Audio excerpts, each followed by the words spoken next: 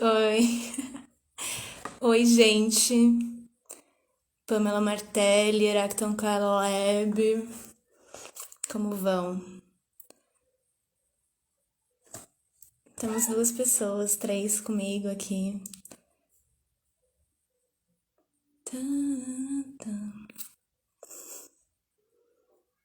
Esperar a Carol entrar, logo menos. Tô mantendo aqui uma estética old school, preto e branca. Ai, tem um negócio no meu olho aqui, ó.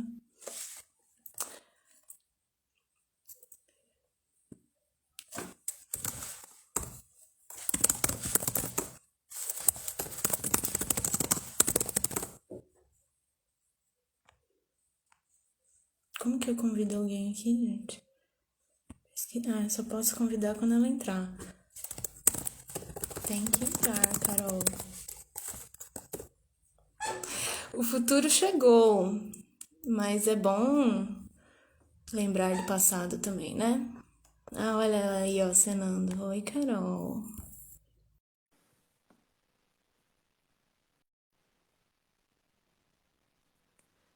Tô chamando você. Boa noite. Boa noite! Você me ouve? Tá tudo bem? Eu tô tentando apoiar esse celular de uma forma que ele com certeza vai cair em algum Quer momento, deixar porque tortinha assim, ó? isso eu Vou tentar também. vai ficar, vai ficar assim, que é um enquadramento contemporâneo.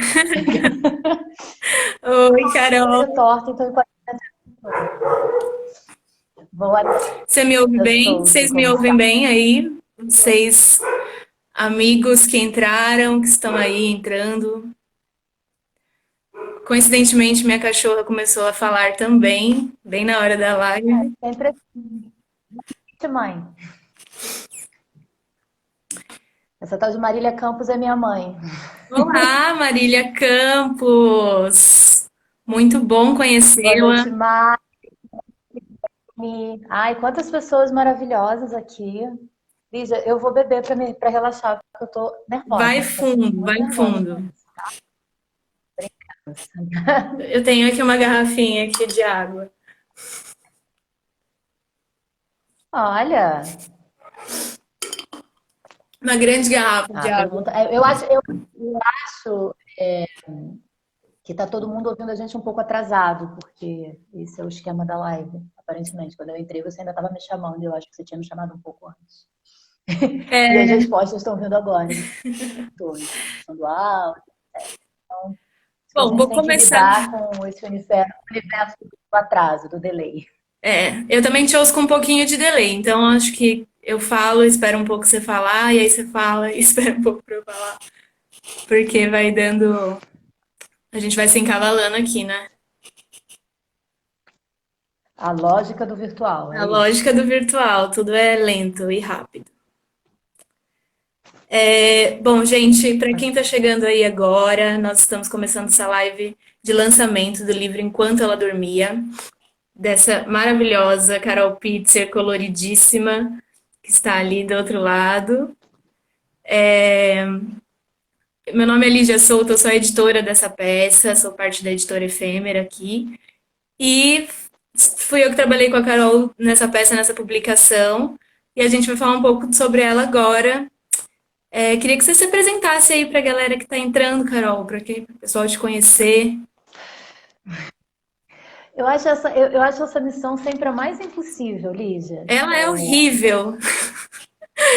Eu acho que eu vou me apresentar de trás para frente. A gente geralmente começa quando a gente nasce e chega no momento presente, né? Eu acho que eu vou me apresentar a partir de você e da Efêmera, né? Quem me acompanha viu que eu fiz um post sobre a Efêmera. Eu sou muito fã dessa editora e de todas as pessoas que estão nessa equipe. E eu conheci a Lígia em 2016, Lígia, é isso? Acho que sim. Salvo engano, 2016. A gente se conhece há 5 anos. Conheci a Lígia na SP Escola de Teatro, ela foi minha veterana lá na escola. E, e eu me formei em dramaturgia na SP Escola de Teatro, ao mesmo tempo que me formei no SESI. Eu cheguei em São Paulo em 2015, eu sou de Petrópolis, morei no Rio de Janeiro por muitos anos, e cheguei em Petrópolis em 2015 com esse desejo de estudar dramaturgia. Eu era atriz e acho que como muitos dramaturgos têm essa trajetória também, né, de estar na cena, mas entender que gosta do teatro, mas não é exatamente aquele lugar que eles querem estar, né? E fui entendendo que eu gostava de organizar a cena mais do que estar em cena. E fiz um curso de dramaturgia lá no Rio, indicado por uma das minhas diretoras do grupo de teatro que eu fazia na época, que eu fazia parte na época.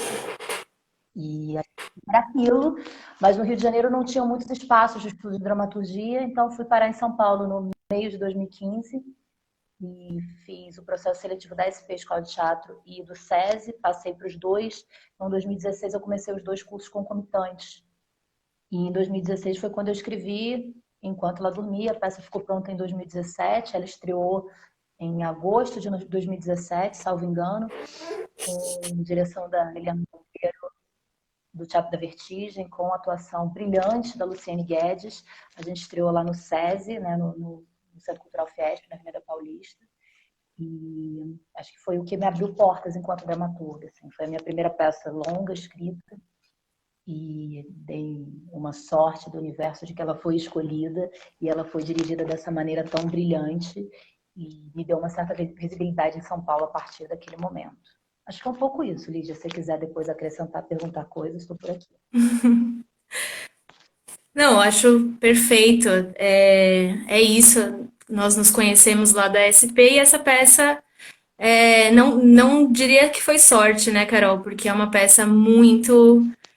Não é por acaso que ela está aqui agora, que a gente está aqui para falar dela agora, porque é uma peça muito forte, muito importante e ao mesmo tempo muito delicada. Trata temas muito fortes com muita delicadeza, né? É, Bom, vamos começar aqui. Se tem alguma coisa que você queira falar antes da gente começar a sua Nossa, oficina? não, acho que você vai puxando aí, a gente vai desenrolando o fio juntas, Lídia. Porque, nossa, eu tô me sentindo. Não sei, gente, que vergonha. Tô me sentindo tão exposta. Sim, é assim. Basicamente, eu me sinto aqui sentada num palco conversando com uma amiga, só que com 9 pessoas assistindo, olha só.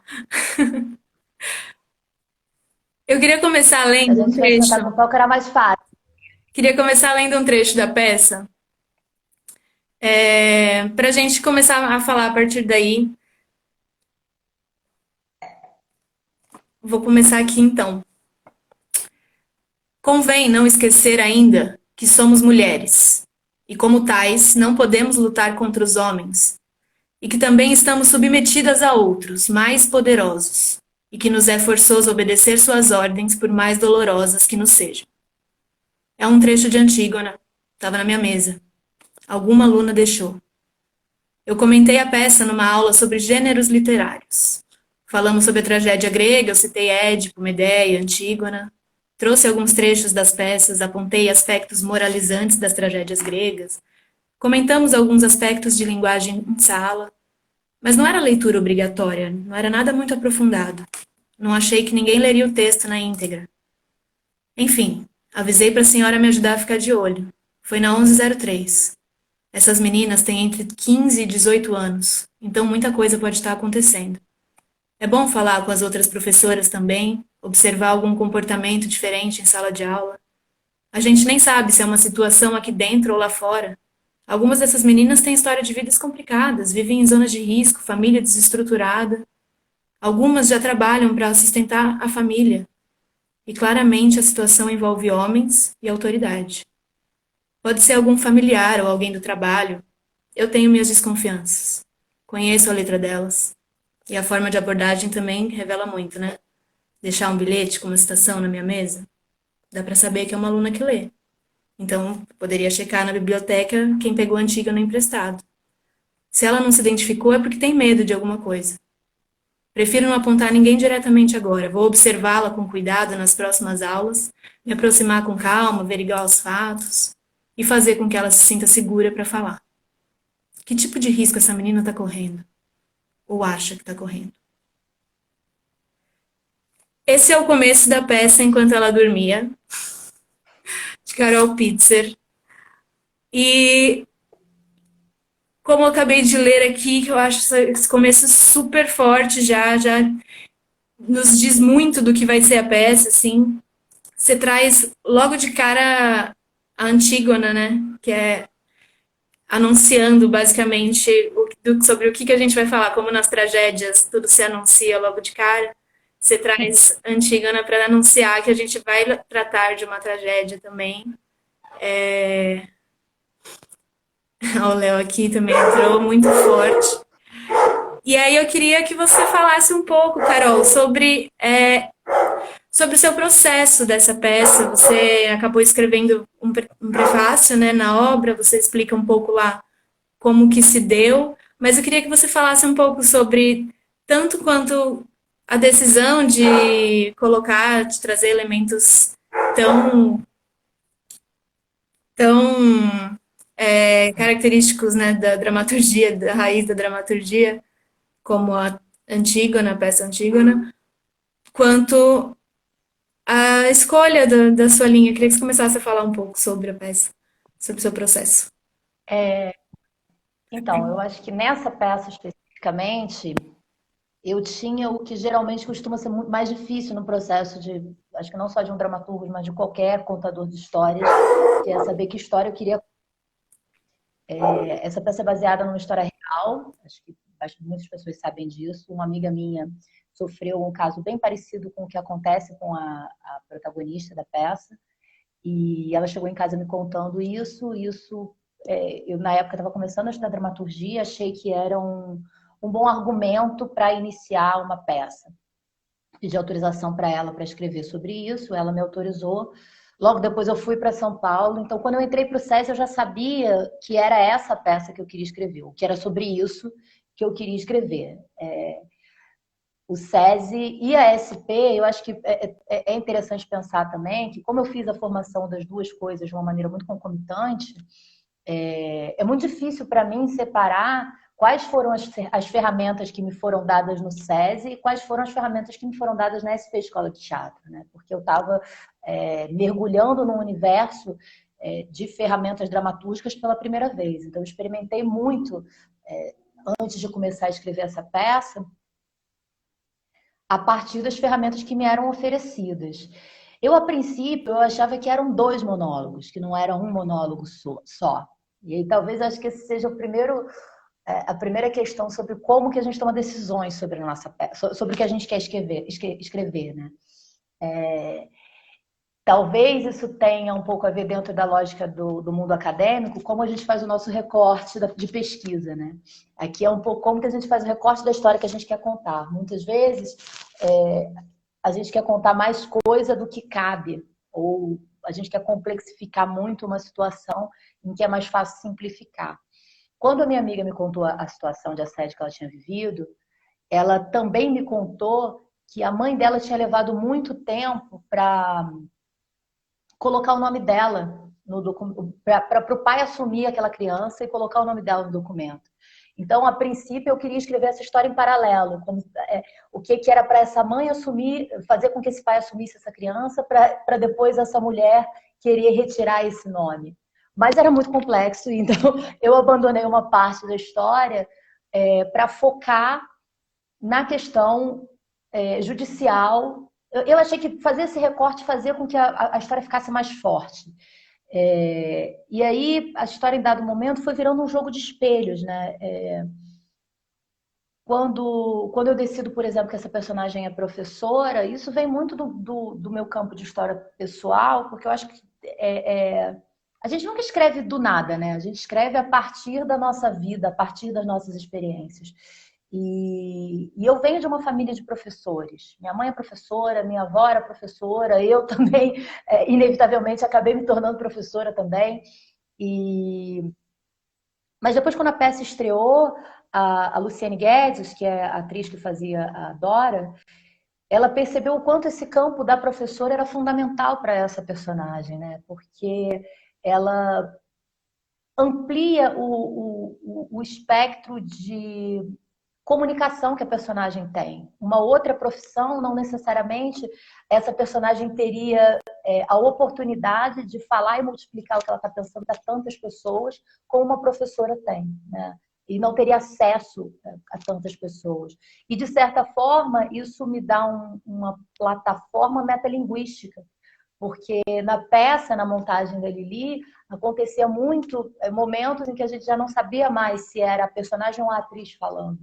E o quanto, de certa forma, é óbvio que o teatro não é unicamente uma ferramenta pedagógica, como a educação é, porque a educação é feita, o objetivo da educação é ensinar, embora a gente também possa discutir sobre isso, embora a educação precise passar por muitas outras coisas. O teatro também ensina, mas não é o objetivo principal dele. O objetivo do teatro, enfim, é criar experiência.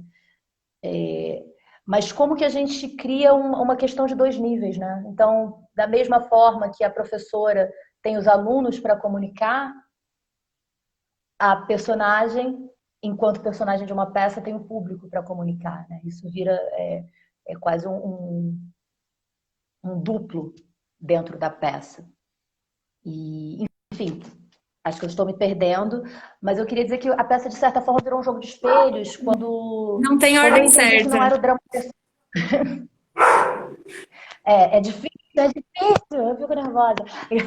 É, eu entendi que esse drama pessoal, e aí eu acho que é onde a peça, de certa forma, difere de uma tragédia, e ela não tem o formato de uma tragédia, embora seja trágico a história Uhum. por trás.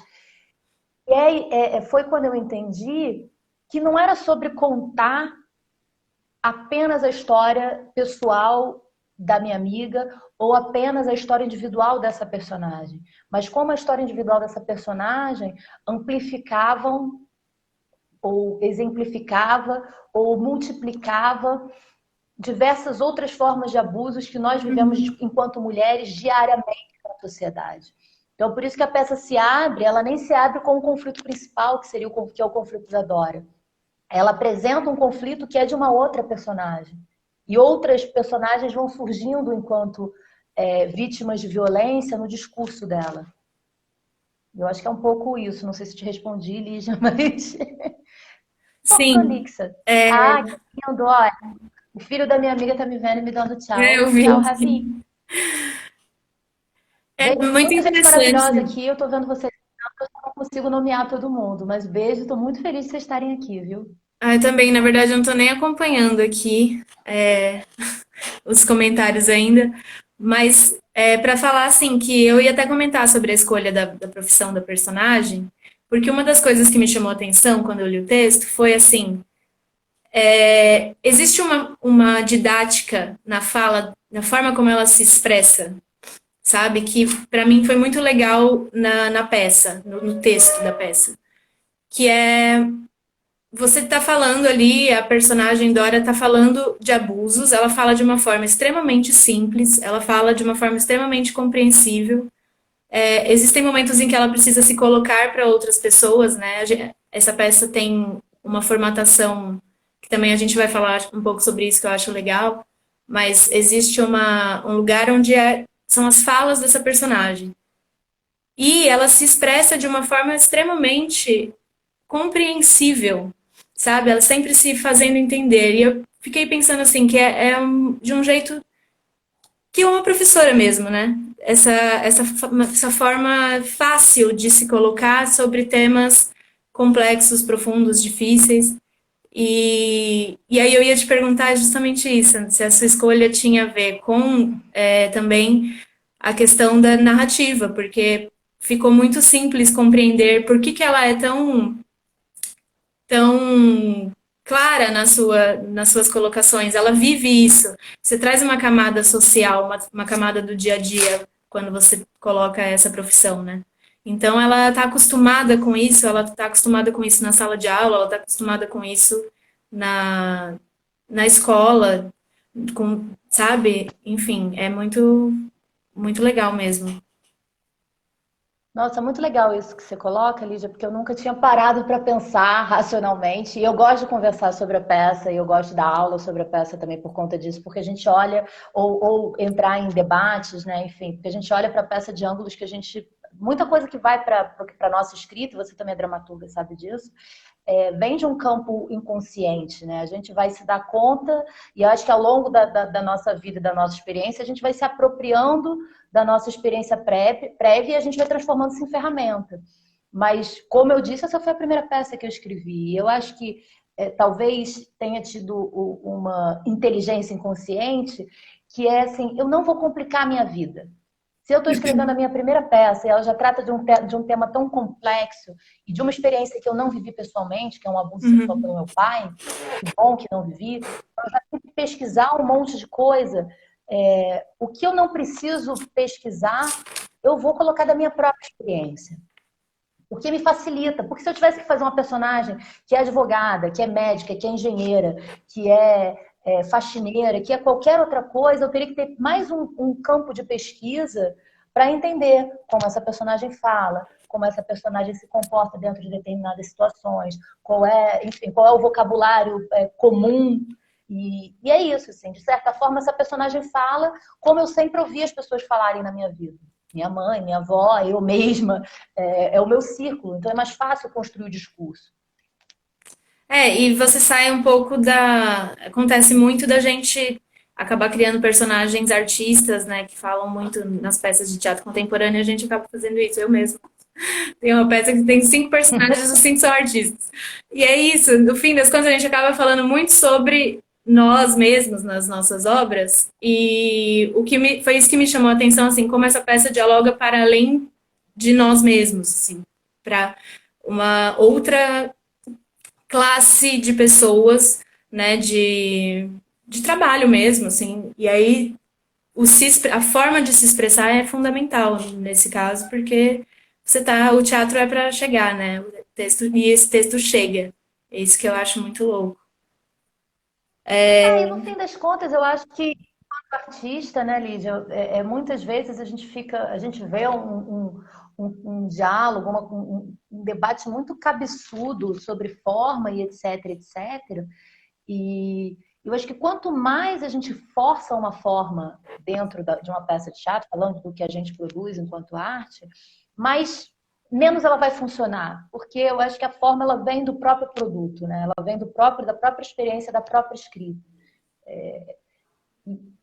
E aí não fica orgânico. E aí falo isso nesse lugar assim, de que às vezes a gente quer complexificar muito o nosso trabalho e ele perde a verdade. Ele vira uma forma muito. Quantas peças eu fui assistir em que, em que era lindo, mas não me tocava em lugar nenhum, porque era tudo muito bem feito, era tudo muito complexo. E onde é que a gente quer tocar o espectador, o leitor, o ser humano que acessa esse material que a gente está produzindo, independente do que seja? Eu acho que não é só no campo do racional. Uhum. E aí eu tenho que tocar os sujeitos de uma outra forma, que não seja apenas por aqui. E aí, Carol, Pensando você aqui usa um dentro. recurso que eu acho muito legal nesse texto, que é você traz logo no início uma orientação de leitura. É um texto dividido em 3 colunas, né? E essas colunas são basicamente você se separa em pensamentos e questões subjetivas, assim, né? Digamos, falas e ações. Ações não, né? Que são papéis, documentos que você coloca lá. São coisas que vêm de fora. Que você Eu até. acho curioso que essa peça ela é vista como um monólogo, mas de certa forma ela não é exatamente um monólogo, Sim, porque porque existe se uma fosse outra um monólogo, voz. tem o personagem que faria. E tem outras vozes, não é só uma, né? Tem outras vozes que surgem nessa formatação específica, que não é nem a voz do pensamento, nem a voz da fala da personagem, né? São as vozes de fora. E essa E aí, de voz, acordo com essa isso, outra voz que a gente está falando, que é a voz que vem na segunda coluna ali, a voz do pensamento, né, que eu tô chamando, cara, ela vai entrando, eu vou falar isso pela minha experiência lendo a peça, ela vai entrando na sua cabeça, mesmo, sabe? Ela vai se transformando na nossa voz. E aí, quando eu falo que você tem essa professora que vem dando o caminho todo pra gente na fala dela, e aí você coloca uma voz de pensamento para contrapor até e para dialogar com com o que a professora diz, você acaba criando uma forma, você vai despertando, você falou sobre não ficar só no racional, né? Fazer sentir. E aí você consegue, nessa formatação, fazer sentir, me fez sentir, assim, me evocou uma grande questão, porque ela vai te ensinando praticamente a recuperar a memória, sabe? Essa peça, basicamente assim, ela vê uma cena, isso dispara nela algumas memórias que ela nem sabia que tinha, e isso vai desenrolando no decorrer da peça. E eu achei muito curioso como simplesmente na formatação você consegue trazer pra gente essa subjetividade do pensamento. Então eu leio a peça do meu jeito quando eu estou lendo a peça, assim, eu leio o que a professora diz e eu ouço essa voz que acompanha na minha cabeça, e isso me faz pensar sobre as minhas memórias. Isso me faz tocar em lugares assim, nossa, se ela tem memórias que ela não consegue alcançar, se eu fizer esse caminho, eu também lembro, sabe? É muito curioso, e aí, enfim, né? E pesado em alguns aspectos. Eu acho que tem algo que também que é professora, mas que para além disso é dramaturga, é o nosso lugar de trabalho enquanto construtora de discurso, que é um lugar assim. O que eu posso falar dentro desse ambiente? Uhum, Eu posso dizer exatamente da forma como a coisa surge. Então, no início da peça, pelo menos, quando as memórias estão surgindo, ou quando os sentimentos estão surgindo que ela não sabe lidar com aquilo, a passagem do campo do pensamento para o campo da fala é quase que um filtro. É como que eu filtro isso para dizer isso de uma maneira que seja aceitável socialmente. Mas, ao mesmo tempo, tem um lugar que é no campo contrário. Eu fiz até uma anotação aqui para não esquecer o que eu queria falar, em que eu coloquei assim, pensamento, fala, e coloquei uma setinha nas duas direções. É horrível, ninguém vai conseguir entender minha letra. Eu mostrava. Uma setinha nas duas direções. Porque da mesma forma que a gente pensa e filtra para falar, muitas vezes o que a gente fala, o que se torna discurso, ou o que se torna palavra escrita, vai ser gatilho ou vai ser uma forma de acessar memórias, de acessar pensamentos, de acessar outras coisas que a gente não tinha consciência antes de verbalizar. Eu acho que nesse sentido, a quarentena tem me matado muito por dentro, o isolamento, porque eu sinto muita falta de trocar com as pessoas, porque falar as coisas, trocar ideia, amplia a minha forma de pensar e faz com que a minha criatividade se funcione, né? Com que ela expanda. ande. Eu não sei como é que as pessoas são capazes de ser criativas sozinhas. O tal da E aí, escrita falando um de pouco sobre. gabinete, né? Muito doido, porque quando eu cheguei em São Paulo, eu achei que eu ia me tornar essa dramaturga de gabinete. E acho que isso tem um Eu acho pouco da que influência todos da nós, formação né? Quando. para esse efeito. É porque o que nos é vendido enquanto Sim, a gente dramaturgo, né? entra Ou enquanto pensando no Shakespeare lá no quartinho, escrevendo lá com a vela. E aí você parar para pensar assim, o quanto isso também é uma imagem inventada, porque o Shakespeare escrevia na cena, junto com os atores. O Shakespeare era um dramaturgo como a gente, muito mais do que esse dramaturgo de gabinete, né? Mas essa imagem foi tão vendida pra gente, Sim. e eu acho que de uma forma geral essa noção do gênio, que é o escritor, né? O escritor visto como um gênio, que trabalha sozinho, que opera sozinho dentro do seu campo genial. Isso é vendido para a gente historicamente. E como que a gente desconstrói isso e entende que mesmo esse sujeito que está escrevendo sozinho, ele não está sozinho.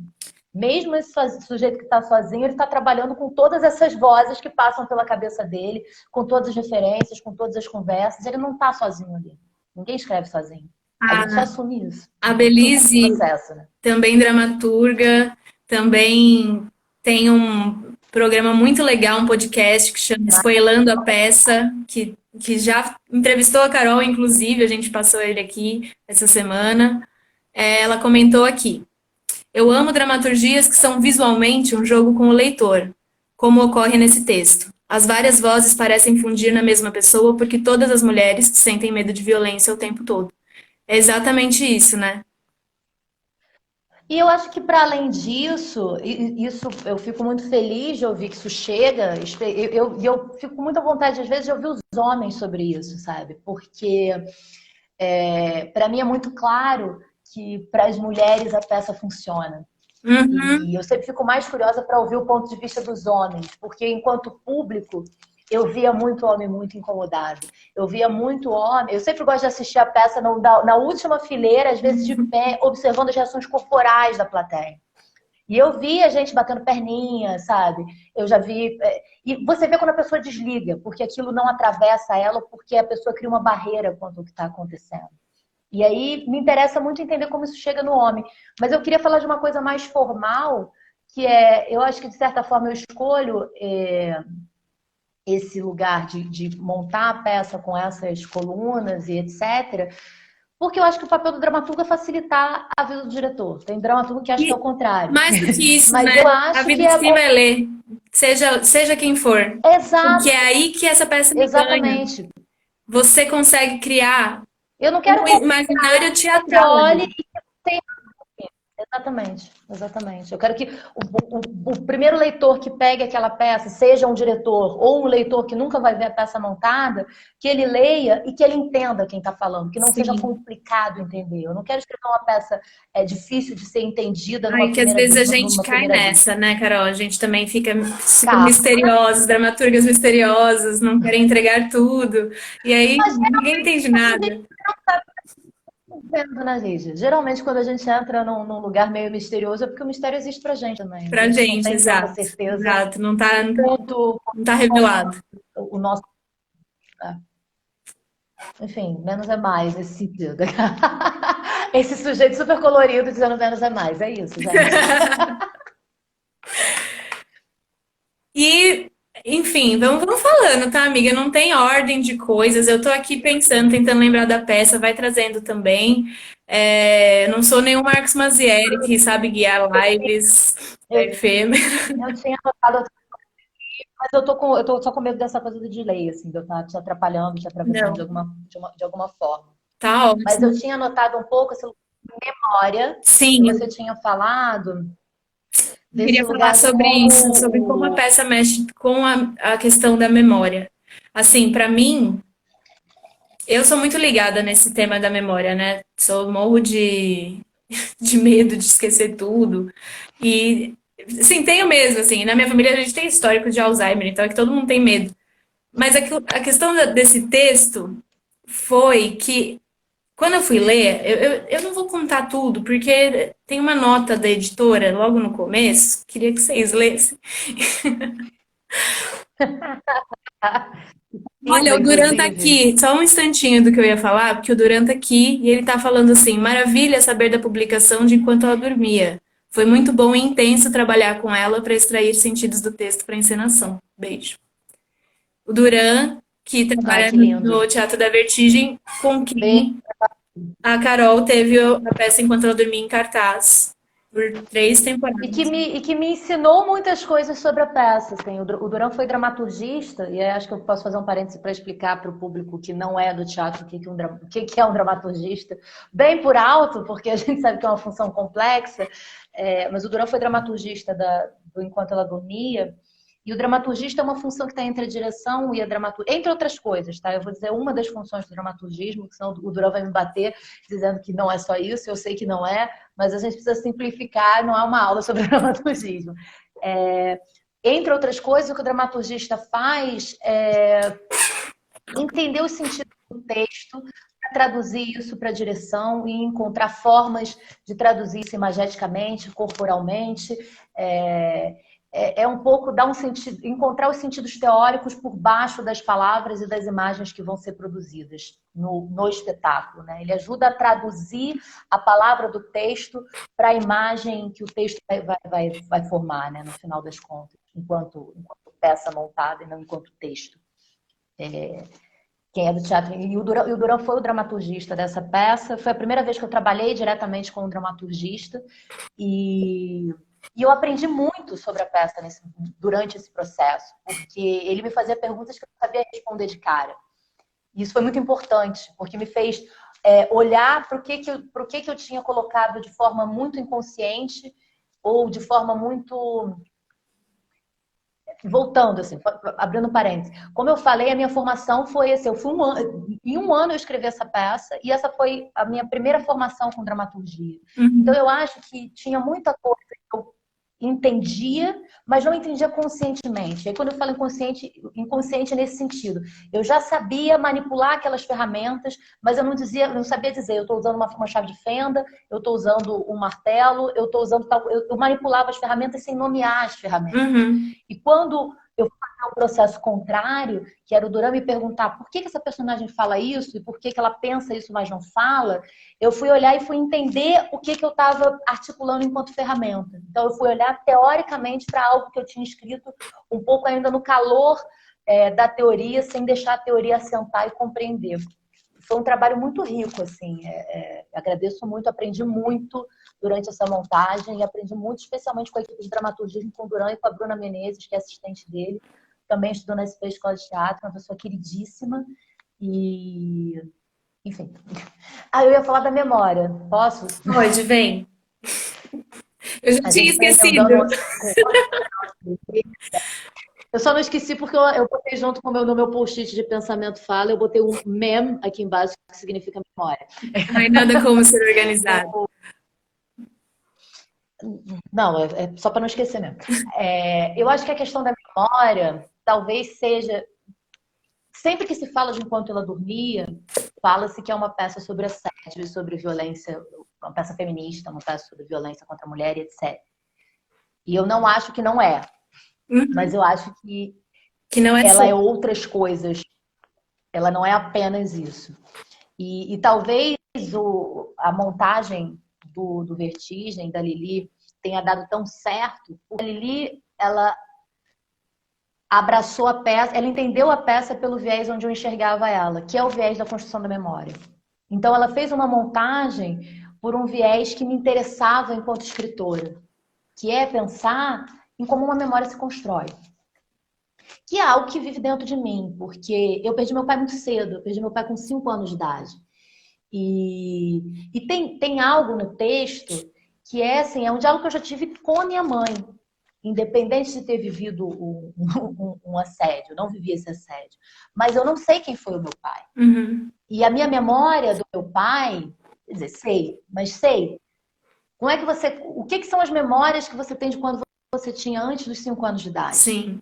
São suas E mesmo? São as memórias que te contam? exato. E aí do texto que é isso, que é falar assim, eu não sei o que é memória minha, o que é memória contada a partir das fotografias e o que já é uma memória transformada de tanto recontar essas histórias a partir de fotografias para mim. Isso é Uhum. algo que vive na minha, no meu sujeito, na minha construção de subjetividade. Olhar para a memória e falar assim, não sei, e talvez eu não acredite na memória, sabe? Isso para mim talvez seja uma questão central durante muito tempo, não sei se é algo que vai desaparecer nas minhas peças. Porque a gente tendo uma gravação sobre isso, ainda assim a gente tem um acesso completo sobre, mesmo que essa live esteja sendo gravada e que ela vá ser transmitida depois, a gente tem um acesso completo sobre de onde a gente estava falando nesse momento? Uhum. Quantas vezes você ouviu coisas que você falou no passado e você não entendeu o que você estava querendo dizer? Ih, vai Porque falar. naquele momento você estava falando de um muito específico de algo que você estava vivendo, que agora não faz mais sentido, e como você não deu a explicação da base daquele pensamento, aquilo não faz mais sentido. Sim. Então, o que é a memória, no final das contas? O que é a realidade? O que a gente está tratando? Né? Uhum. Que material é esse? Até que Para ponto mim, nossa o memória texto. pode ser ficcionalizada, né? Pelos nossos, inclusive pelos nossos desejos de que elas sejam diferentes do que elas realmente foram. Enfim, um papo Sim, super. qual é a matéria da memória? Qual é a matéria da memória, Sim, no não final das existe contas? matéria da É memória. sonho? É o registro. É realidade? De que é feita essa realidade? Que registro é esse? Pois Eu é, costumo, no eu seu vou finalizar isso, caso, eu costumo, é uma peça de teatro, o seu registro. então, eu costumo contar uma coisa, uma história sobre essa questão do meu pai, né? De que teve uma vez que eu entrei no conto a morte do meu pai, e eu contei para ela uma memória que eu tinha só dele, de uma vez que ele tinha me levado num lugar, só eu e ele. E quando eu terminei de contar essa história para minha mãe, eu comecei a chorar muito. Por quê? Porque eu sabia que a partir do momento em que eu tinha contado aquela história, em que eu tinha colocado aquela memória que existia só dentro de mim, de algo que tinha acontecido só comigo e com meu pai, que eu tinha certeza que ninguém podia ter me contado, porque não tinha nenhuma foto daquela história. No momento em que eu botei aquilo em palavra e contei aquilo para minha mãe, eu perdi essa memória.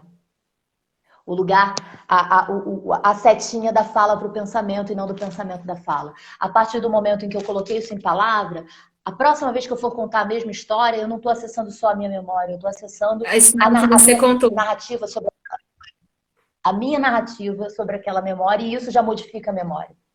Sim, sim, claro. Finalizei o memória, mas dá muito pano para manga isso. Sim, muito pano para manga. Esse é um texto estritamente, né? Assim, eu acho que principalmente sobre memória e todos os outros temas surgem para permear esse guarda-chuva da memória, assim. O guarda-chuva, famoso guarda-chuva da peça. Não dá para fugir, né? Mas calma aí que tem alguns comentários aqui que a gente vai falando e eu vou esquecendo de ver.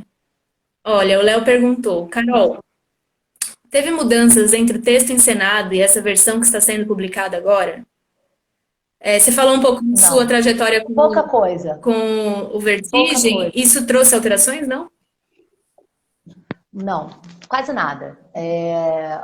Acho que como a peça foi montada como um processo, como uma peça que foi escrita pelo Núcleo de Dramaturgia do SESI, existia um compromisso da Lili, porque a peça nem era originalmente do Vertigem, depois o Vertigem adotou como peça do repertório deles, mas ela era uma peça dirigida, quem foi convidada para dirigir, para montar a peça foi a Eliana Monteiro.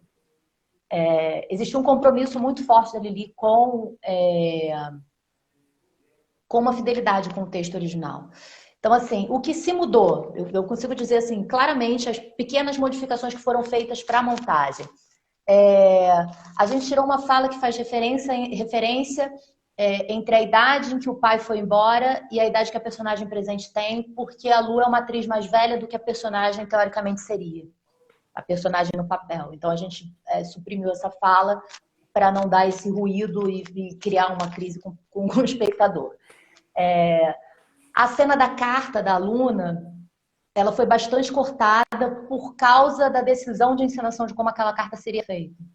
Mas isso E não acho em que cena, não interferia no muito, pelo texto. contrário. Porque Você não assumiu no pro texto? texto, Não, não no tá. texto. Nada no texto. Nada no texto. Acho que era essa a pergunta do Léo, se Era, algo foi mudado no texto se depois da era. encenação. A única diferença é Não, eu nunca mudei nada. que nessa publicação, Léo, O tem que, uma o que eu estou versão em comentando que inglês. foi mudado. O que eu estou comentando que foi mudado foi o que foi mudado para a encenação, mas para Sim, a versão sim. final do texto, não. Nada mudou. Nada mudou.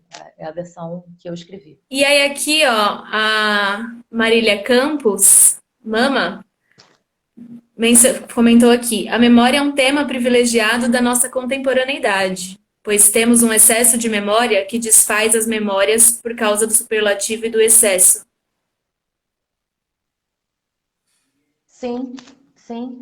Porque se a gente pensa. Eu Memórias estava barra pensando nisso outro dia. fantasmagorias. Você está me ouvindo? Tô, A agora gente tô. se perdeu aqui um pouco.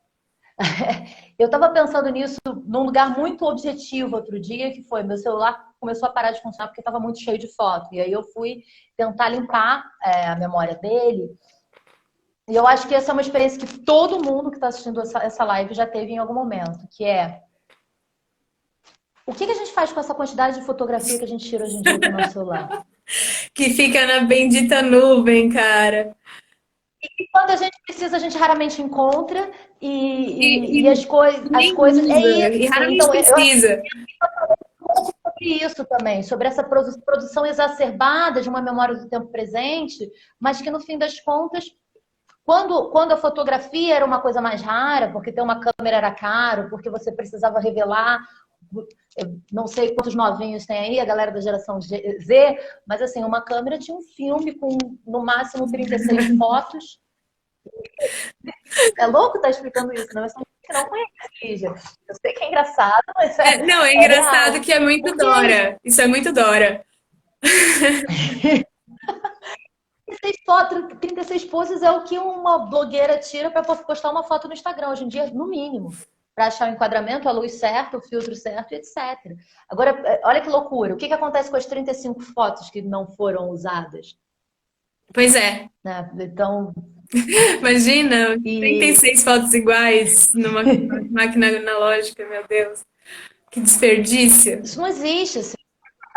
Fotógrafo isso existisse porque era a profissão dele gastar isso, mas pra gente, para réis mortais que tinham uma câmera amadora dentro de casa, e revelar um filme era caro. A gente Sim. escolhia os momentos que a gente ia fotografar. Geralmente, inclusive, essa produção de memória era uma produção bizarra, porque o enquadramento ficava torto, a foto ficava tremida, entrava a luz no negativo, então tinha uma luz no lugar errado. Mas, enfim, é muito presente, né? É muito, sei lá. É isso que me chama, que eu E gosto enquanto a muito gente. na peça, né? Que a gente, assim, no momento que a gente tá, a gente tem cada vez mais informações se somando na nossa cabeça, que a gente finge que é registro, né? Então, isso que você falou, tira 36 fotos da nossa cara e, e faz o que com ela? Nada, mas tá lá a informação. E essa memória é absolutamente efêmera, mais do que antes, provavelmente. E aí o texto, Sim. particularmente para mim, eu consegui ver o trabalho de tentar acessar a memória. Percebe? Eu sinto que a gente está cada vez mais distante disso, assim. Tanto que quando fui ler o texto pela primeira vez, depois de já ter visto a peça, eu percebi que a minha memória do texto era completamente equivocada do que ele realmente era. Que eu achava que era uma outra Então, história, uma história que tinha a ver com o tema, né? Mas que não era isso. E aí, enfim, foi muito surpreendente para mim, porque eu fui voltando assim e juntando essas peças também, falando, nossa, eu alterei a memória da peça da Carol na minha cabeça, entendeu?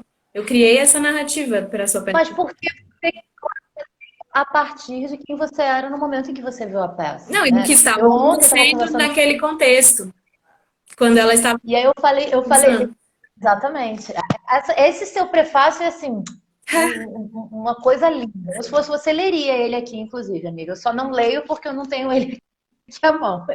Ai, gente, Que é aliás, você não quer falar um pouquinho sobre o que você fala no prefácio? Eu acho que as pessoas vão ler, mas eu acho que é interessante você falar não, sobre, sabe? basicamente é sobre isso que eu acabei de falar, né? Que eu falo, que é essa. Posso ler, tô lendo, tô leitora hoje, tô aqui. Essa live acaba quando dá uma hora? Não, não lê não. Eu acho que Surpresa, não vou talvez. ler. A pedidos da Carol, não vai ter leitura de nota da editora, só para quem comprar o livro. Não lê não, mas comenta o que você fala ali, porque eu acho que o que você traz naquela nota é bem interessante. Basicamente é o seguinte, né? Que quando eu assisti a peça, foi na mesma semana em que tinha acontecido um caso horroroso, que tomou várias manchetes de jornais aqui no Brasil, que foi o caso de um cara que ejaculou no ônibus em uma passageira. E que, para mim, a peça se tornou Vista. uma peça sobre este caso, né? Na minha lembrança sobre o que tinha sido enquanto ela dormia, o que eu me lembrava. E basicamente, quando eu fui lendo a peça, isso foi me. Justamente pela peça se tratar da reconstrução da memória, eu fui entendendo o que eu tinha feito com a minha memória da peça, que foi, eu alterei, virou uma notícia de jornal para mim a peça, sabe? Era o equivalente à notícia de jornal, e aí de repente eu olhei e fui entendendo que ai, nossa, enfim, foram muitas coisas. Nem lembro mais todas as coisas que eu falei, mas basicamente Não, era, eu fui entendendo esse lugar acho que é bem da interessante. memória e da desmemória que a gente tem.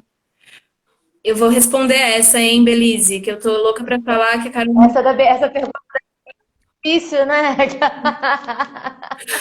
Mas basicamente era isso, assim, né? Leiam a nota. Eu me Ela expresso muito melhor quer escrevendo. se Eu sou salvar. péssima aqui na live. Sou péssima. Eu me expresso melhor mesmo. Lê lá que vocês vão entender. Não é, não, não, não, Falando não, em não é. ler lá, Eu acho que é importante deixa eu só você falar aqui trazer uma esse. info importante sobre o livro. A gente não conseguiu ainda receber o link da Amazon e basicamente assim, vai estar disponível ou hoje até meia-noite ou amanhã. Mas eu vou publicar isso lá na editora Efêmera, vai dar tudo certo. Vamos considerar que é um pré-lançamento, umas horinhas antes. Eu vai estar no meu Linktree, eu acho que é assim que se chama, porque eu abri um Linktree só por causa do lançamento, então assim que a gente tiver o link eu vou colocar lá também, para quem quiser Sim. Ah, porque acessar direto. as internet é assim, que Blogueira, você eu tenho marca duzentos e pro cinquenta fotos dia, da minha cara. coisa não dá certo, mas vai dar tudo certo, já deu. O livro está chegando, é um livro maravilhoso. E a gente tem que falar de uma coisa aqui, Carol, que a gente nem mencionou, que é uma edição bilíngue. E eu acho isso maravilhoso. Eu estou emocionada que a gente está publicando nossa primeira peça em línguas internacionais. É, E eu acho É, que, enfim, quer falar um pouco sobre isso? Esse foi um desejo da própria Carol, foi uma proposta posso dela que falar eu sobre achei isso. incrível.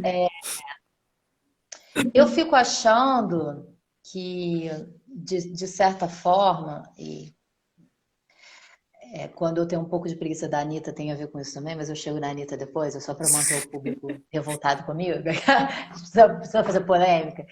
Eu fico achando que, de uma forma geral, o Brasil não existe lá fora culturalmente, né? O Brasil contemporâneo é muito o que está se produzindo enquanto arte, enquanto cultura, no resto do mundo, no Brasil é muito pouco conhecido no resto do mundo. E eu, na verdade, eu traduzi essa peça para mandar para um edital no Reino Unido, para alguma coisa no Reino Unido, que eu não me lembro o que que era, que a peça não passou, mas eu traduzi ela tem uns 2 anos. A tradução, inclusive, está bem legal. Quem fez a revisão foi a Gabi Segato. A Gabi está morando na Europa já tem um tempinho, inclusive. E quem fez toda a tradução da parte técnica foi a Fernanda Vitarelli, que é uma pessoa super. Ela é intérprete, ela faz tradução simultânea, ela é tradutora e ela dá aula de inglês jurídico, ela é formada em direito. Então, é uma pessoa super capacitada para fazer isso. Inclusive, minha maior dificuldade de traduzir essa peça para outros idiomas tem sido essa, porque como é uma peça que tem 2 cenas, basicamente em juridiquês, que não é português, eu preciso muito de alguém que fale juridiquês não só em português, mas em outra língua, e que consiga dar conta das equivalências do juridiquês em mais de uma língua para me ajudar a traduzir essa peça. Então, agradeço muito as minhas amigas que me ajudaram a traduzir, entender as nuances de tradução possíveis da peça para o inglês. E eu acho que a gente precisa começar a fazer um movimento, não só em direção ao inglês, eu acho que o inglês é um caminho, mas também em direção ao espanhol, mais de uma forma geral, em direção a dizer assim, o Brasil existe Em culturalmente, já está direção ao produzindo coisas mundo, né? muito interessantes. A gente também existe. A gente tem que parar de consumir, de só consumir cultura europeia e passar a produzir e dar acesso. Porque uma das desculpas que os europeus vão ter é tipo, poxa, mas eu não falo português. Tudo bem. Você fala inglês? Está aqui. Ó. Como é que a gente faz para dar acesso? Sim. Né? E a gente tem discutido sobre cultura latino-americana, sobre o meu desejo de cada vez mais traduzir peças do espanhol para o português, porque a gente também não tem acesso às peças produzidas na América Latina de uma forma geral aqui no Brasil. Essas peças não são traduzidas, são muito pouco montadas. Então, como é que a gente sai de um eixo eurocentrado, em que as nossas referências vêm todas da Europa ou dos Estados Unidos, e a gente começa a pensar outras referências do mundo, e a gente começa a se ver enquanto referência, como o Brasil, né? Acho que é um pouco por aí o meu desejo de publicar a peça de uma forma bilíngue. Para dizer assim, olha, a gente está aqui, a gente existe, inclusive o original está aqui, se você quiser conhecer, aprender Sim, um se você pouquinho de quiser português, aprender cotidiano, como que fala tal tá aqui, coisa, amor. eu acho. Aprender a falar olhando tradução de coisa. Então fica aí, seja autodidata, vocês não são tão maravilhosos? O Léo de Sá falou aqui. Queria pontuar que a arte da capa está bafônica. E aí eu queria só mencionar Tá aqui bem. que essa arte de capa linda e maravilhosa é da Clara Marina, que coincidentemente acabou de entrar aqui, aparecer Mas nessa live, só para ser elogiada, só para ganhar arrasou. um Eu elogio, não uns biscoitinhos. agradeço. Essa geração já nasceu globalizada, tomara que continue antropofagicizando, disse Marília. É, minha mãe. Mas Pois é, como é então, que a gente o que é a que coisa seja globalização, duas se vezes, não criar as pontes, né? que a Eu coisa seja acho. Ai, meu Deus. agora a globalização tem sido de lá para cá e não daqui. É isso, né? Ela tem sido Sim, a gente tem de uma consumido grande. loucamente, né? O capitalismo nos leva a isso, e aí o grande poderoso tio Sam nos coloca aqui. Agora a gente manda de volta para ele e fala: lê aí, porque eu acho isso importante mesmo. Assim, a globalização existe, a internet está aí, a gente está com essa super oportunidade, vamos chamar de uma oportunidade, de se jogar num site como a Amazon e outros sites que a gente Inclusive, a opção por ser um e-book foi muito nesse sentido também, né, dá amiga? Porque para distribuição, além né? do e-book tirar da gente o peso da gente ter que pagar coisas efetivamente, gráfica, etc., a distribuição é muito mais fácil. Eu falo isso porque eu tenho um outro livro físico publicado e toda vez que eu preciso mandar ele para alguém, eu preciso ir para o correio, eu preciso pagar um frete, ele demora um tempo para chegar, eu não tenho a segurança de que ele vai chegar. Se for para o exterior, é pior ainda. Então, assim, se é para ser uma publicação bilíngue, que ela realmente possa acessar num clique uma pessoa em qualquer lugar do Você mundo, imagina para a seja gente nos mandar. Estados Unidos, sabe? Seja na Austrália, tá um clique de distância. Sim, a um clique de Eu tô um distância. clique de distância. Calma aí que tem muitas pessoas falando. Denis Arte Fázio diz: parabéns, Carol, pela publicação e Efêmera pelo lindo trabalho. Clara Amo o Dani. Marina. Dani foi meu parceiro. Agradeço muito, Dani, por toda a parceria durante a escrita dessa peça, inclusive. Ele estudou comigo lá no SESI e foi um dramaturgista para esse texto em certo nível, porque durante todo o processo de escrita ele estava lendo as várias versões, me apontando questões e me ajudando a terminar esse texto. E só quem escreve sabe o sofrimento que é isso, Só né? quem escreve. Dani, Só quem escreve sabe que não se escreve sozinho, né? exato. Mesmo quem tem a ilusão que escreve sozinho. Clara agradeceu os Confundindo com elogios. Belize diz: é bom que assim você garante a qualidade da tradução sem que nuances sejam perdidas. Sim, isso é fundamental, né? Fazer a própria sim. tradução. Marília diz: a globalização existe, mas a antropofagia também. Tô amando, uma super antropofágica. Pega tudo isso lá de fora e retransforma, né? E regurgita. Sim, Como você ser gente, chamada de vaca, quando eu era adolescente na escola, me chamavam de vaca. Tô aqui regurgitando até hoje tudo isso que eu recebi, meus amores. Bem vaquinha mesmo. Vocês acharam que isso era um xingamento? se vocês acharam que eu ia ficar brava, ó, são 19 horas, não caímos, o que eu faço? Vamos segurar, vou manter. Se cair, a gente vai embora. Não, se cair a gente Quer volta. finalizar?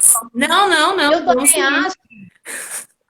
Então, mas eu acho que tem. Eu tô amando, mas eu acho que tem um lugar que as pessoas vão começar a desistir. Eu acho que a gente Mas agora começou a aí, engatar o papo. gente, ó, se o papo não acabar, a gente vai ficar aqui. Quem quiser A gente assistir, está convidado. Quem quiser entrar, toda semana, né, amiga? Ficar aqui trocando ideia. eu amo. Agora que bateu o limite, você abre um vinho também? Ou você vai me deixar ficar bêbada Ai, sozinha ao vivo? ai, amiga, não comprei o vinho. Não comprei o vinho. Ó, o Laureno entrou agora. Ó, quem falou aqui? Preciso sair agora, disse Duran. Parabéns, Carol e Efêmera, pelo lindo trabalho. Obrigada, Duran, Obrigada querido. pela presença e obrigada por tudo que você contribuiu na minha formação enquanto dramaturga. Tem contribuído, né? Feliz de ter você aqui. Muitos amigos queridos aqui nessa live, viu? Queria dizer, estamos Nossa, felizes. muito. Eu tô muito animada, eu tô aquecendo Pensamento agora. que estivéssemos juntos para nos abraçar e dar autógrafo. Mentira, porque se fosse presencial, mesmo assim ia ser de book, Ai, porque se né, fosse tava dando presencial ia pano. ser lindo, ia ter cenas. A gente ia montar uma cena, fazer um cenão. A louca, né? Que quer... E não Teatro em live, vamos fazer agora. quero, não quero, não. Ai, amiga, não sei, não Ah, sei. Assim, eu tô muito feliz e eu tô muito feliz de estar junto com a Efêmera, assim. Volto a dizer o quanto eu admiro o trabalho de vocês, assim. Eu acho que é necessário. E não estou dizendo que as outras editoras que fazem dramaturgia no Brasil, que publicam dramaturgia no Brasil, claro. não façam isso. Mas eu acho que quanto mais editora que publica dramaturgia no Brasil, melhor. Inclusive porque é isso, né? A gente sabe que tem editora que tem em Belo Horizonte, tem editora que está no Rio, tem editora que está em São Paulo. E cada uma dessas cidades vai ter um, um círculo diferente de pessoas produzindo que geralmente não estão se comunicando, né? A gente, da mesma forma que está cada vez mais globalizado, parece que as bolhas estão ficando Tá cada cada vez vez mais menores e a gente bolha. fica conversando só com as bolhas. E aí, como Uhum. é que a gente faz para ampliar essa bolha também Não, com não que não criatividade sejamos também, né, Carol, uma bolha, porque, como falei aqui, uma live para vários amigos queridos, e no fim das contas, todos acabam se conhecendo, todos são amigos, se conhecem de alguma forma, mas é isso, né? Acho que na Efêmera, falo por todos nós, assim, também estamos muito felizes de publicar esse texto, para nós é muito legal, é um texto muito importante em todos esses aspectos que a gente mencionou, tanto tematicamente sobre a questão do assédio sexual, enfim, questões graves, profundas, assim, quanto na questão da memória, do exercitar a memória, do trabalhar a memória. Acho que é um texto muito fundamental mesmo. É, Acho e que aqui que na algo Efêmera é importante isso. Oi? a ser falado, Liz, acho que tem algo importante a ser falado sobre a questão da memória, que eu não sei se é exatamente sobre a questão da memória, mas que é sobre. Eu vou chegar na memória, tá? Tá. Mas eu vou falar uma coisa que a mestra Marici sempre falou pra gente, que é o lugar assim, e que eu acho que foi algo que colou muito em mim, mas porque já estava em mim e ela só disse que estava, assim. Que é como é que a gente escreve mundos possíveis, outros mundos possíveis, que não o mundo que a gente está vivendo agora. E eu acho que você já me ouviu falar isso algumas vezes, que é o lugar de. Por que que a gente vive num momento histórico em que todas as visões de futuro são negativas? Em que todas as visões de futuro são distopias, são algo que vai dar errado. Se a gente, enquanto criador, não consegue abrir uma porta para uma possibilidade de imaginário possível, eu não sei se o futuro vai ser melhor, né? E aí, nesse sentido, quando eu falo que eu vou voltar à memória, eu acho que imaginação e memória são feitos da mesma coisa.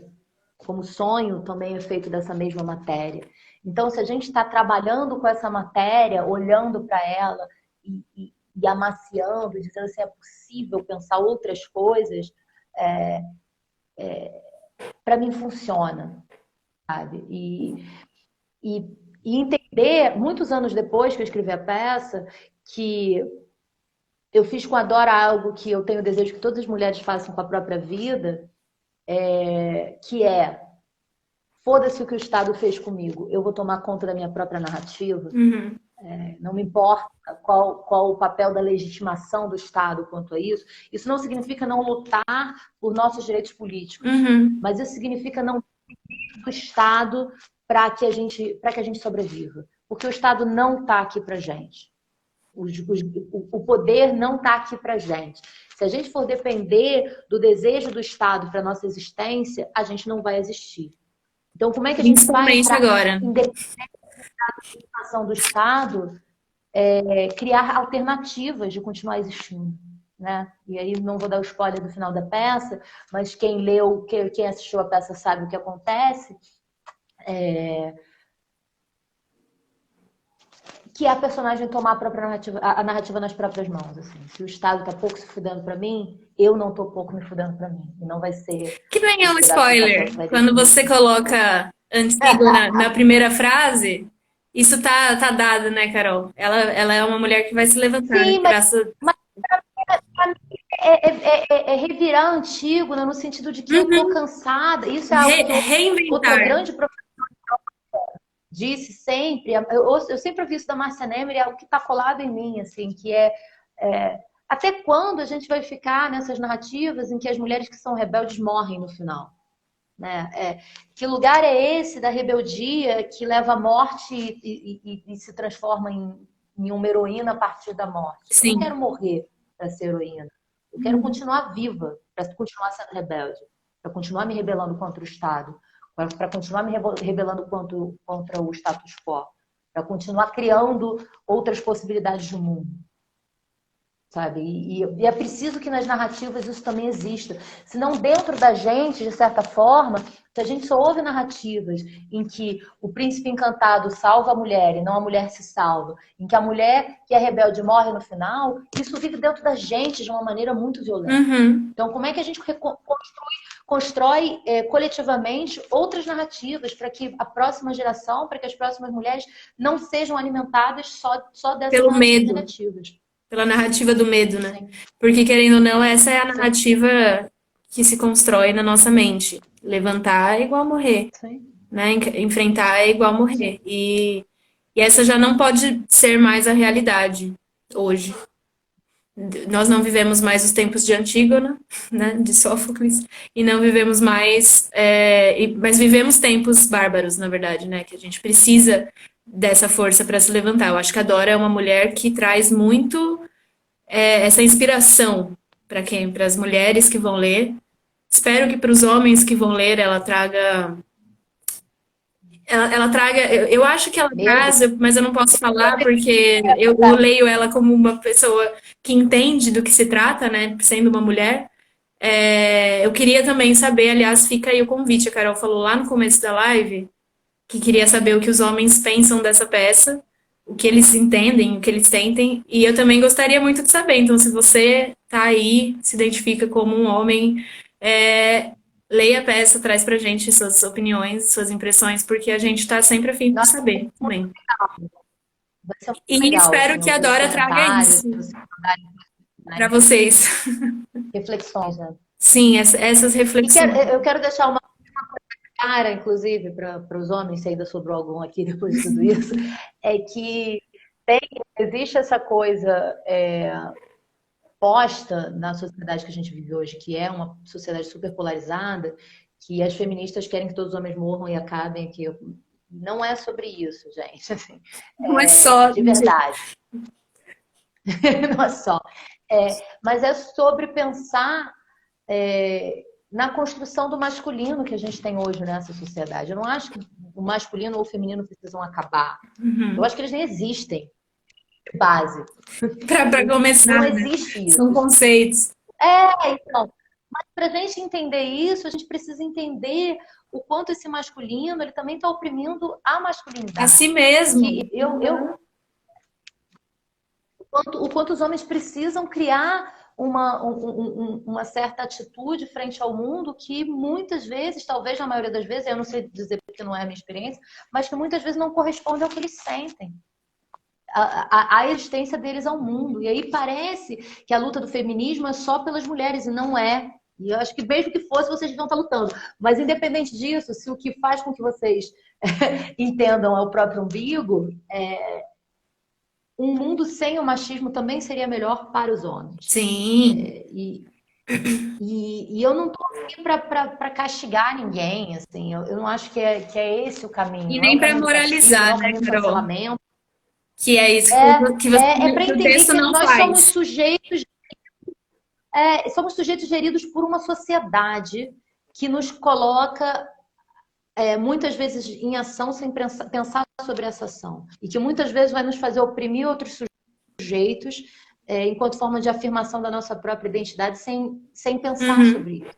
E quando eu falo isso é porque eu que muitos homens se conscientizam de abusos ou de estupros ou de coisas desse gênero por conta desses movimentos feministas todos que surgiram nos últimos anos, o Me Too, o Meu Amigo Secreto, todas essas coisas que têm surgido nas redes sociais de uma forma geral. E, e ao invés de tomar consciência e mudar a atitude deles, eles ficam defensivos. Eles reagem. Eles ficam reativos, defensivos e querem perpetuar o tipo de atitude que é uma atitude equivocada, porque ninguém. Eu realmente não acredito que o ser humano está aqui para ferir outro ser humano. Para Quando a oprimir, gente né? vai, De vai alguma forma. em defesa própria. Agora, por que a gente precisa estar se defendendo? Porque a gente vive numa sociedade que é pautada pelo medo. Então, se a gente baixar a guarda, talvez a gente consiga existir de uma maneira um pouco menos selvagem. Não gosto disso, porque selvagem parece que é ruim, né? E Ah, selvagem não, não é. selvagem é ótimo. Se antes fôssemos, né, selvagens, Antes fôssemos mais selvagens. instintivos, fiéis ao que viemos ao mundo para ser e não essa sociedade inventada pelo homem. E aí vamos falar que foi o homem mesmo, o homem cara, o homem masculino, Oh, o homem branco, que fez isso, né? Assim, que criou essa lógica, que a ele serve muito bem. E que para nós é isso, a gente senta num ônibus e o cara do nosso lado pode simplesmente gozar. E a gente tem que achar isso ok, sabe? Bom, eu já passei por isso, gente. Eu já e quem passei por essa nunca situação. passou por Dentro de um isso, ônibus. né? E quem nunca, não por isso exatamente, mas por assédio no transporte público. É, É desde. muito bizarro a gente estar dizendo isso, mas ao mesmo tempo é muito importante a gente normalizar, porque quando a gente passou por isso e não falou sobre isso, é porque a gente achava que a gente era única. Porque não tinha ninguém falando que acontece o tempo todo. E o caso da Paulista é tão emblemático, foi a primeira vez que uma mulher se levantou e fez um escândalo sobre isso. Sim, e Não sei isso se foi a primeira. inclusive gerou uma lei. No ano seguinte, né, criou-se uma lei, que eu não me lembro o nome agora, mas uma lei que foi pautada nesse caso, porque é abuso, é estupro, é absurdo e, enfim, não é nem selvagem, é bárbaro, né? No pior do sentido. É bárbaro. Cansei, amiga. Vambora? Cansou? Bom, gente, então é isso. Ficamos por aqui. Em breve a gente vai soltar o link para vocês aí, fiquem ligados nas redes, porque não acaba quando termina, não, só acaba quando lança. E é isso, Carol. Muito obrigada por estarem aqui, por estar aqui. Vocês todos também que acompanharam a live até agora. Obrigada pela parceria, Mana. Obrigada por escrever histórias, por colocar histórias no mundo, mudar as narrativas. Quem sabe no Eu quero futuro a narrativa já seja essa, outra, né? É isso que a essa gente quer nossa fazer aqui na parceria. Efêmera. É publicar Não, total. pessoas do nosso tempo, pessoas que normalmente não teriam voz ou reconhecimento, ou enfim, não conseguiriam colocar as palavras aí na internet. Então agora a gente vai e coloca e vamos levar, vamos criar novas narrativas para o futuro.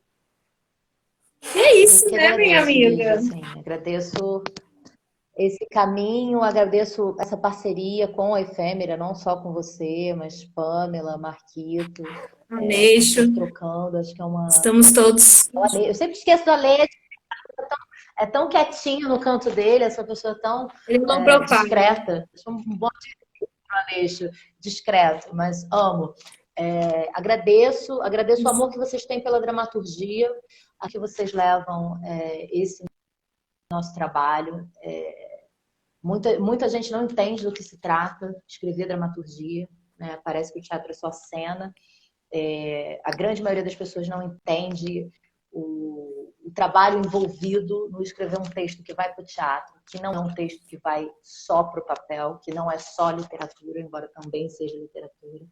Entender o que é escrever esse texto. O texto de teatro por si já é algo que é transmídia, né? Porque ele é um texto escrito para o papel, mas que não é para morar no papel. Uhum, Então, muito esforço nesse tipo de trabalho. E agradeço o respeito que vocês têm pelo nosso trabalho e seguimos juntas, né? E agradeço a todos que estiveram aqui. aguentando todas as coisas que a gente falou. Eu vi pessoas maravilhosas, não vou lembrar de todos. Dani, eu sei que estava aí. Mamãe, Diego, eu vi que estava aí. Thaisa estava Não aí, sei, não lembro. Léo, Thaisa estava aí. Lucas Lucas, Laureno, Camila Léo, Martelli, muitas pessoas que vale a pena muitas citar. pessoas maravilhosas. Obrigada por estarem aqui. Vamos ver Obrigada. vocês aqui. Queremos ver vocês agora aqui também, trocando ideia aqui na Efêmera, E assim que publicando. sair o link, a gente publica em todas as redes.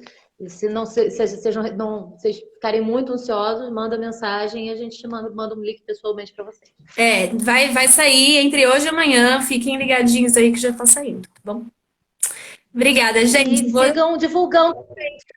sigam divulgando a gente, porque isso aqui é um trabalho super independente, cheio de amor envolvido. E eu acho que as Absolutamente de pessoas estão entender. formiguinha. Não é só mas como é que a gente faz para amplificar vozes que não são as vozes da grande mídia. Sim, vamos usar as redes a nosso favor.